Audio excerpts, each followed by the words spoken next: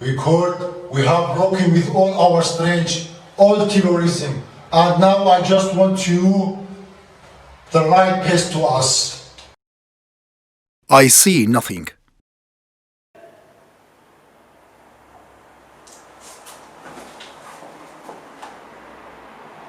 We could give 11,000 militias to eliminate all terrorism, and now I just want you only the right path to us.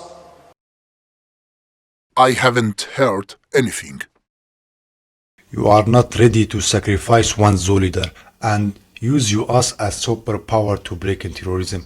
We are breaking terrorism and demanding the world our most basic right path. Don't recognize the court on the ground. راست گوتنا دجمنی باب و کالا نابه دستولاوا kurdo eğer jider hatibe nivîstin û tu bê aştî şeberze û derbeder bijî nehêle kesî din di aştiyê de bijî dunyake bê exlaq û dirû qedereke qehbik û ji xwenefê gotê de xwîn mij û diktator bêgunehên aştîxwaz û mirov hez gunehkar dunyake ku xelk tê de mezlûm bin û kurd zalim bin قبول لك هي رقيب هات ما يا قومي كل زمان ناشكي وداناي توبي زمان ناشكي وداناي توبي زمان كسنا بكرد مرن كسنا بكرد مرن كرد زندبن زندبي قدنا كذي آلا كنا زندبي قدنا كذي آلا كنا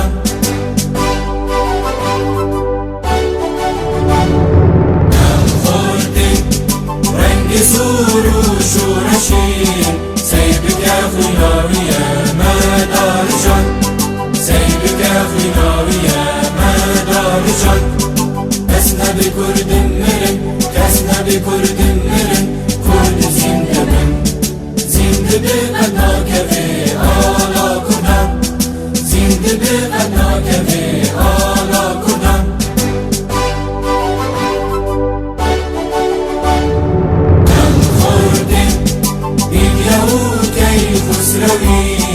Dini manu ayman her niştiman Dini manu ayman her niştiman Kesne bi kurdinlerin Kesne bi kurdinlerin Kurd zindibin Zindibin